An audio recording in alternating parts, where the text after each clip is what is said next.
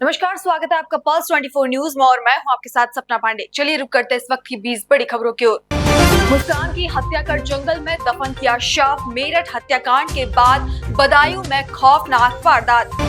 दिल्ली में लग रहे लंबे लंबे पावर कट, लोगों को याद आए इन्वर्टर जनरेटर। आतिशी ने बीजेपी पर बोला हमला। लेकिन जब से फरवरी 2015 में दिल्ली में आम आदमी पार्टी की सरकार बनी, अरविंद केजरीवाल जी दिल्ली के मुख्यमंत्री बने, तो दिल्ली का पावर सप्लाई सिनारियो बदल गया। दिल्ली देश का इकलौता ऐसा राज्य बना जो बिना पावर कट के 24 घंटे बिजली देता रहा है। और ये आम आदमी पार्टी नहीं कह रही, ये मैं नहीं कह रही, ये केंद्र सरकार के अपने आंकड़े बता रहे हैं। राज्यसभा में सेंट्रल पावर मिनिस्ट्री द्वारा दिया गया डेटा 3 फरवरी 2025 को ये बताता है कि दिल्ली में 24 घंटे बिजली आती है। ये मैं नहीं कह रही, ये केंद्र सरकार का डेटा कह रहा है।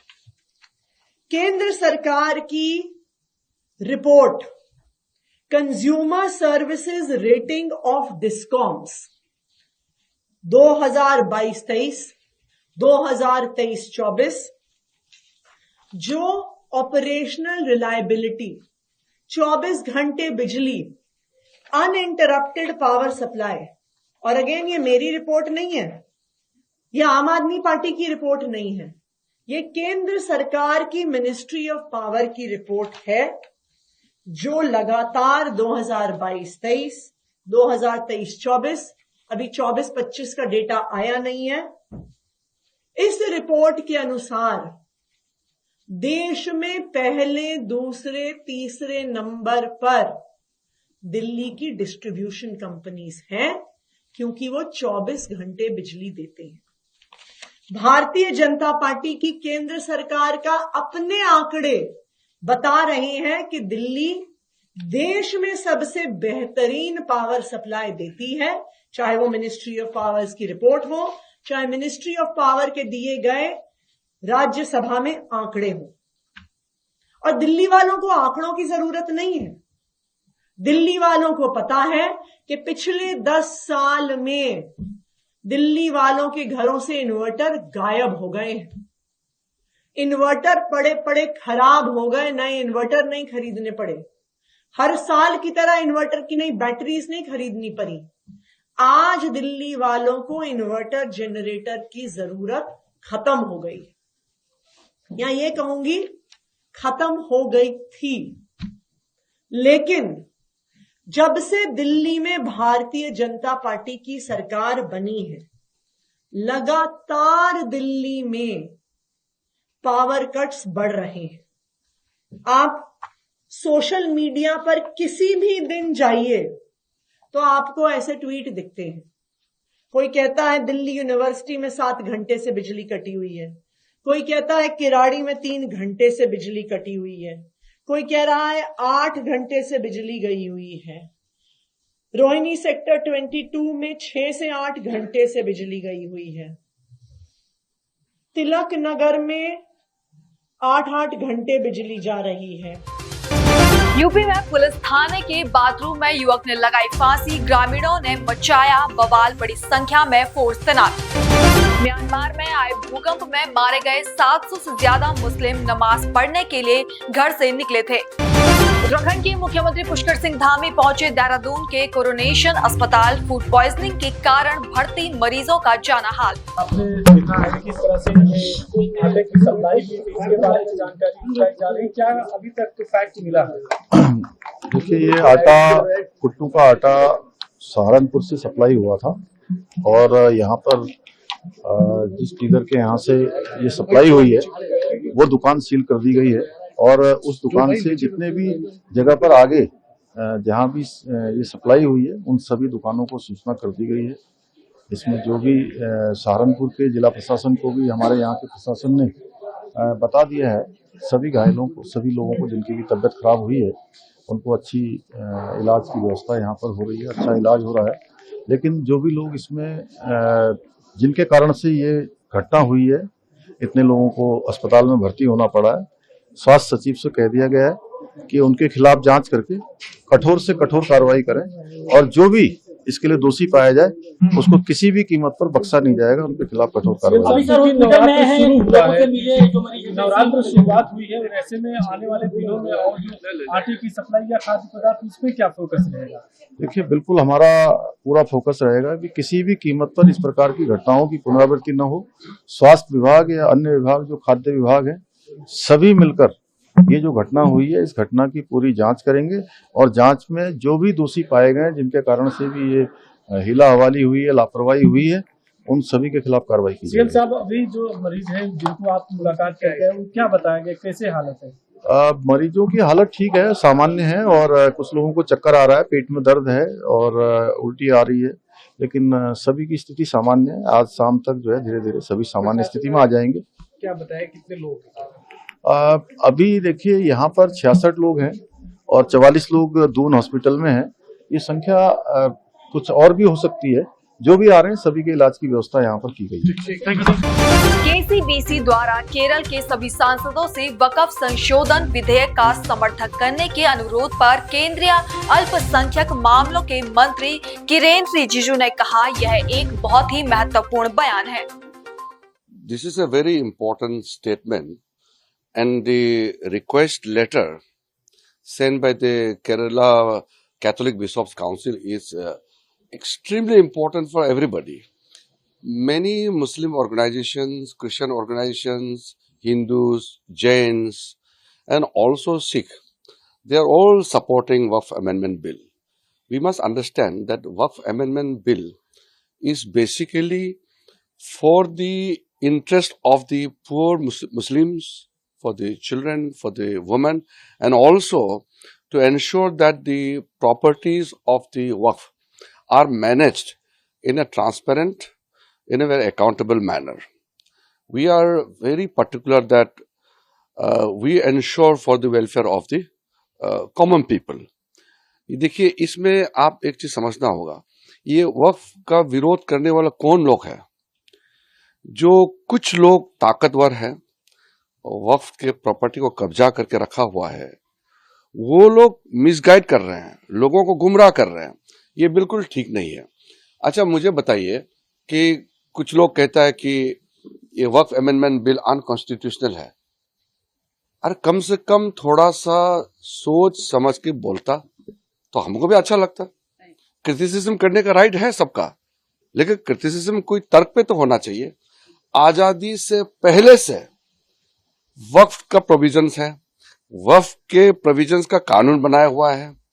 फिर 1913 में, 1923 में, 1931 में, फिर आजादी के बाद 1954 में वक्फ कानून बनाया और उसके बाद में 1995 में फिर से वक्फ कानून का संशोधन हुआ।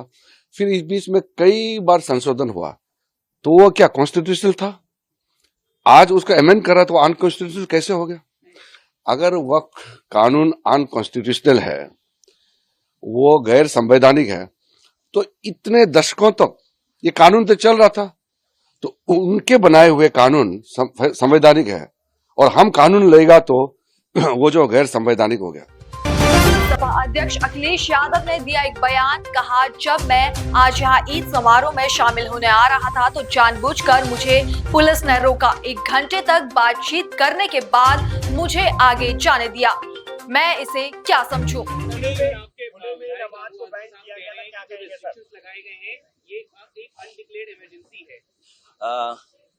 मेरे पत्रकार साथियों, हालांकि आपको पता होगा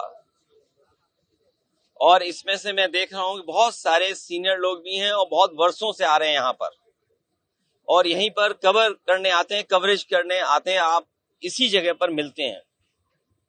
कभी इतनी बैरिकेडिंग नहीं होती होगी। जब मैं आज आ रहा था तो जानबूझ करके पुलिस ने मुझे रोका। मैंने जानना चाहा कि भाई क्यों नहीं जाने दे रहे हो? पूरी बैरिकेडिंग लगा करके मुझे आधे घंटे जब बात की तब जाने दिया, बड़ी मुश्किल से, और एक गाड़ी जाने दी। और जब जानना चाहा मैंने कि आखिरकार क्यों ऐसा किया जा रहा है, तो किसी अधिकारी के पास जवाब नहीं था। आखिरकार इसको मैं क्या मानूं, क्या समझूं? इसको मैं तानाशाही समझूं, मैं इसको इमरजेंसी समझूं, मैं इस बात को ये समझूं कि ऐसा दबाव बनाना चाहते हैं, डराना चाहते हैं, धमकाना चाहते हैं कि दूसरे के धर्मों में शामिल ना हो, दूसरों के कार्यक्रम में शामिल ना हो।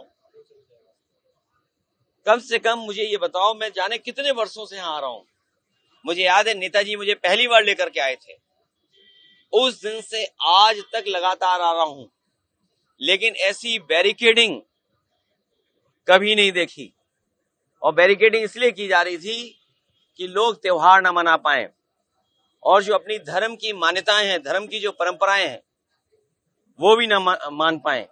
तो सबसे बड़ा खतरा लोकतंत्र को है, संविधान को है।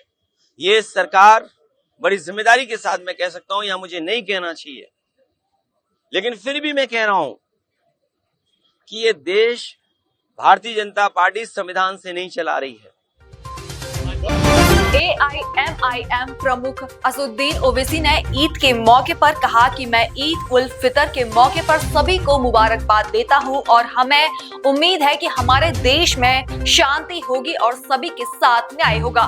ईद उल फितर की मुबारकबाद पेश करता हूं और उम्मीद करते हैं कि हमारे मुल्क में अमन मजबूत होगा, इंसाफ सबसे किया जाएगा और हम दुआ करते हैं अल्लाह सुब्हानहू व तआला से कि जिन खुशकिस्मत मुसलमानों को अल्लाह ने तौफीक दी कि वो रमजान के रोजे रखे, उसमें नमाज अदा की, शब बेदारी की, तरावी की नमाज अदा की, ज़कात निकाला, अपना फितरा निकाला। अल्लाह हम तमाम के इस माह मुबारक में जो गुजरा है उसमें हमारी इबादतों को, हमारी ज़कात को और हमारी तरावी की नमाजों को और हमारी दुआओं को अल्लाह कबूल फरमाए। और उम्मीद करते कि आने वाले साल के 11 महीने भी हम इसी तरह से अपने मस्जिदों को आबाद रखेंगे, हमारे दिल को आबाद रखेंगे, हमारे ज़बानों पर अल्लाह का कलाम रहेगा, अल्लाह का जिक्र रहेगा और हम अपने माशरे की बुराइयों का खात्मा भी करते जाएंगे और इस मुल्क को तरक्की की राह पर लेकर जाएंगे। यहाँ पर अमन रहेगा, यहाँ पर हम मजबूती से अपने हुकूक की लड़ाई लड़ते आए हैं और आइन के दायरे में रहकर अपने तमाम हुकूक को हासिल करेंगे। मैं आप तमाम को ईद उल फितर की मुबारकबाद देता हूँ। महाराष्ट्र में पालघर में टैंकर फ्लाईओवर से गिरा नीचे, सड़क पर फैल गया केरोसिन। हादसे के बाद मुंबई अहमदाबाद नेशनल हाईवे पर 2 घंटे जाम लगा। हरियाणा के मुख्यमंत्री नायाब सिंह सैनी ने कहा, प्रधानमंत्री नरेंद्र मोदी ने देश को मेडिकल हब बनाने का जो विजन रखा है उसे साकार करने के लिए पर्याप्त डॉक्टरों और पैरा मेडिकल स्टाफ का उपलब्ध होना जरूरी है। माननीय प्रधानमंत्री जी ने देश को मेडिकल हब बनाने का जो विजन रखा है, इसे साकार करने के लिए पर्याप्त डॉक्टरों और पैरामेडिकल स्टाफ का उपलब्ध होना जरूरी है। इसलिए हम हर जिले में एक मेडिकल कॉलेज वो स्थापित कर रहे हैं। इस समय प्रदेश में मेडिकल कॉलेजों की संख्या 15 हो गई है। इनमें से 9 मेडिकल कॉलेज हमारे पिछले 10 वर्ष के आदरणीय मोदी जी के कार्यकाल में खुले हैं तथा 9 निर्माणाधीन हैं। इनके अलावा बाड़सा जिला झज्जर में आप सबके आशीर्वाद से आदरणीय नरेंद्र मोदी जी और आदरणीय अमित शाह जी आपके आशीर्वाद से राष्ट्रीय कैंसर संस्थान खोला गया है। माजरा जिला रेवाड़ी में एम्स स्थापित किया जा रहा है। मुझे खुशी है कि हमारा लक्ष्य सर्वे भवन्तु सुखिना सर्वे सन्तु निरामया है। हम हेल्दी इंडिया बनाने की दिशा में माननीय प्रधानमंत्री नरेंद्र मोदी जी द्वारा शुरू किए गए फिट इंडिया मूवमेंट को सफल बनाने के लिए संकल्पबद्ध हैं। आदरणीय साथियों, हाल ही में मैंने वर्ष 2025-26 का बजट प्रस्तुत किया है। इसमें स्वास्थ्य क्षेत्र के 9,931 करोड़ रुपए के बजट को हमने बढ़ा करके 10,159 करोड़ रुपए किया गया है। इसके अलावा भी हमने कई नई पहलें वो की। राजद नेता तेजस्वी यादव के बयान पर बीजेपी सांसद दीपक प्रकाश ने कहा, अमित शाह की लोकप्रियता, केंद्र सरकार की उपलब्धियां और डबल इंजन की सरकार ने बिहार में जो काम किया है उससे राजद डरी हुई है। अमित शाह जी की लोकप्रियता और केंद्र सरकार की उपलब्धियां और डबल इंजन की सरकार बिहार में ने जो काम किया है उसे डरी हुई है आरजेडी, सहमे हुए हैं लालू यादव और तेजस्वी यादव, बौखलाई हुई है पूरी महागठबंधन। इसलिए वहां की सरकार बेहतर काम कर रही है। और अपने शासनकाल में उन्होंने क्या किया था? पूरे प्रदेश को तबाह करने का काम किया, अराजकता लाने का काम किया, भ्रष्टाचार को बढ़ाने का काम किया था, बिहार को लूटखंड बनाने का काम किया था, बिहार को भ्रष्टाचार को शिष्टाचार बनाने वाले और अपराध और अपराधियों को संरक्षण देने वाले तेजस्वी यादव अपने पिताजी के कार्यकाल को थोड़ा पढ़े लिखे तब उनको समझ में आए। माधवपुर मेले की तैयारियां तेज। गुजरात और पूर्वोत्तर की विरासत का दिखेगा अनूठा मेला। उत्तराखंड के मुख्यमंत्री पुष्कर सिंह धामी इनवर्टिस यूनिवर्सिटी में आयोजित सम्मान एवं अभिनंदन समारोह में शामिल हुए। इस दौरान सीएम धामी ने कहा, पीएम मोदी के नेतृत्व में हम एक सशक्त भारत की ओर आगे बढ़ रहे हैं। राज्य के सभी नागरिकों के लिए एक समान व्यवस्था, एक समान कानून सुनिश्चित करना है और यूसीसी के लागू होने से न केवल राज्य के सभी नागरिकों को समान अधिकार प्राप्त हुए हैं, बल्कि प्रदेश में महिला सशक्तिकरण के एक नए युग की भी शुरुआत हुई है। और मैं इसमें कहने में मुझे कोई संकोच नहीं है कि ये देश के अंदर जो हमारी 50% आबादी मातृशक्ति है, 50% आबादी का 100% का कानून कोई कानून है तो समान नागरिक संहिता का कानून है। यूसीसी के माध्यम से उत्तराखंड की मुस्लिम बहन बेटियों को अब बहुत सारी कुरीतियों का सामना नहीं करना पड़ेगा, हलाला का सामना नहीं करना पड़ेगा, इज्जत का सामना नहीं करना पड़ेगा, बहु विवाह, बाल विवाह और 3 तलाक जैसी कुरीतियों से उनको मुक्ति मिली है। इसके साथ ही यूसीसी लागू होने के उपरांत अब किसी भी महिला को उत्तराधिकार या संपत्ति के अधिकार में भी भेदभाव का सामना भी नहीं करना पड़ेगा। इतना ही नहीं, समान नागरिक संहिता से न्यायिक प्रक्रिया भी सरल होगी, आसान होगी और तेज होगी। बहुत सारे जो मामले आज न्यायालयों में भी आज विचाराधीन है, उन सब पर भी निर्णय की प्रक्रिया और तेज गति से आगे बढ़ेगी, जिससे अनावश्यक रूप से छत्तीसगढ़ के उप मुख्यमंत्री विजय शर्मा ने प्रधानमंत्री नरेंद्र मोदी के बिलासपुर दौरे पर कहा, प्रधानमंत्री ने कल प्रधानमंत्री ग्रामीण आवास योजना के तहत 3 लाख आवास में गृह प्रवेश करवाया। प्रधानमंत्री जी ने कल 3 लाख प्रधानमंत्री आवास ग्रामीण का प्रवेश उत्सव भी कराया। कल उन्होंने सबको औपचारिक तौर पर गृह प्रवेश करवाया। 3 लाख आवास एक साथ, ये बड़ा इतिहास है छत्तीसगढ़ में एक दिन में 3 लाख आवास में गृह प्रवेश करना। दूसरा 33,700 करोड़ के विभिन्न कार्यों के लोकार्पण और भूमि पूजन का कार्यक्रम था। उन्होंने बहुत स्पष्टता के साथ संदेश भी दिया कि जो सरकार भाजपा की है शुचिता के साथ चलेगी, विगत कांग्रेस की सरकार की तरह नहीं होगा और नक्सलिज्म का भी समापन होगा। कांग्रेस नेता जयराम रमेश ने कहा, देश को जानकारी होनी चाहिए कि 2006 में संविधान में संशोधन किया गया था। देखिए, देश को जानकारी होनी चाहिए कि 2006 में संविधान का संशोधन किया गया जब मनमोहन सिंह जी प्रधानमंत्री थे और अर्जुन सिंह जी शिक्षा मंत्री थे, और हमारे संविधान में अनुच्छेद 15(5) जोड़ा गया, यानी कि 15(5) जोड़ा गया। उस संशोधन का माने ये है, मुख्य माने ये है कि जो शैक्षिक संस्थाएं हैं या सरकारी संस्थाएं या निजी संस्थाएं हो, उसमें अनुसूचित जाति, अनुसूचित जनजाति और पिछड़े वर्गों के युवाओं को आरक्षण दिया जा सकता है। देखिए, बहुत महत्वपूर्ण ये क्रांतिकारी संशोधन था। सभी शैक्षिक संस्थाओं में, सभी निजी संस्था, सरकारी संस्था, एडेड संस्था, नॉन एडेड संस्था, सभी उच्च संस्था के शिक्षा के संस्थाओं में अनुसूचित जाति, अनुसूचित जनजाति और पिछड़े वर्गों के युवाओं को आरक्षण देने का अधिकार हक सरकार को है। ये अनुच्छेद 15(5) कहता है। ये हमारा संविधान में लिखा गया है, संशोधन किया गया है, पार्लियामेंट में पारित हुआ, सभी पार्टियों ने इसका समर्थन किया। इसके बाद मनमोहन सिंह जी की सरकार ने एक और कानून पारित करवाया पार्लियामेंट में। पहला चरण जो था, पहला फेज जो था, सरकारी संस्थाओं में 15% अनुसूचित जाति, 7.5% अनुसूचित जनजाति और 27% ओबीसी जाति के युवाओं को आरक्षण दिया गया।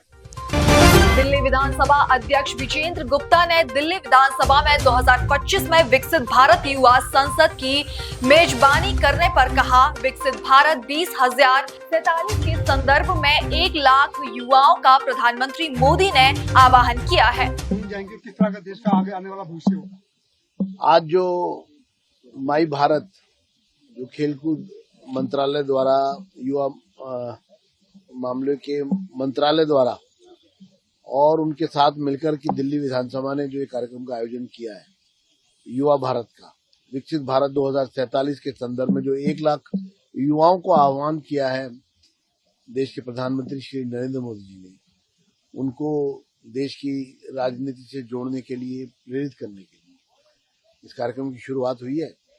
इसमें 30 बच्चे जो हैं दिल्ली से सिलेक्ट हुए हैं और वो सभी आज पार्टिसिपेट करेंगे। यह कार्यक्रम में फिर एक निर्णायक मंडल है जिसमें हमारे विधायकगण हैं, डॉक्टर अनिल गोयल और रवि सिंह नेगी जी और रविकांत जी। तो ये निर्णायक मंडल फिर फैसला देगा और बच्चों को पुरस्कृत किया जाएगा, पार्लियामेंट के अंदर ले जाया जाएगा। तो मुझे लगता है कि इस कार्यक्रम के माध्यम से जो युवाओं में एक आत्मविश्वास आएगा, जो प्रतिस्पर्धा की भावना आएगी, जो देश को एक उनका जो व्यू पॉइंट, वो एक उसको विस्तार मिलेगा, उनका दृष्टिकोण जो है विस्तृत होगा और वो देश के लिए, समाज के लिए सोचने के लिए और उसके लिए अपना समय देने के लिए संकल्पित होंगे। ऐसा ही अवसर है। मैं आए हुए सभी पार्टिसिपेंट्स को स्वागत करता हूं दिल्ली विधानसभा के प्रांगण में और उनको शुभकामनाएं देता हूं कि वो अपने इस मिशन में सफल हो और आज के इस कार्यक्रम में उनकी जो प्रतिभा है वो उभर के सामने आए। राजस्थान के मुख्यमंत्री भजन लाल शर्मा ने मुख्यमंत्री निवास पर की जन सुनवाई। इस दौरान उन्होंने अधिकारियों को शिकायतों का शीघ्र निस्तारण करने के भी निर्देश दिए। आज आईपीएल 2025 का 12वां मैच केकेआर और एमआई के बीच खेला जाएगा। केकेआर पर एमआई का पलड़ा भारी। किस को प्यार करूं 2 का पोस्टर लुक हुआ आउट, मुस्लिम दूल्हा बने कॉमेडियन कपिल शर्मा। ईद उल फितर के मौके पर भाजपा नेता मुख्तार अब्बास नकवी ने कहा, सभी देशवासियों को ईद की बहुत शुभकामनाएं। सभी पूरे देशवासियों को ईद की बहुत बहुत शुभकामनाएं। और मेरे देश में कश्मीर से लेकर कन्याकुमारी तक, कच्छ से लेकर कटक तक और हर कोने में पूरे जश्न के साथ, जुनून और जज्बे के साथ ईद मनाई जा रही है। और ये मीठी ईद है, इसलिए इस मीठी ईद में कोई कड़वी बात नहीं होनी चाहिए। ये वेजिटेरियन ईद है और इसमें कोई नॉन वेजिटेरियन हरकत नहीं होनी चाहिए। देश और दुनिया की बाकी तमाम खबरें देखने के लिए बने रहिए पल्स 24 न्यूज के साथ। नमस्कार।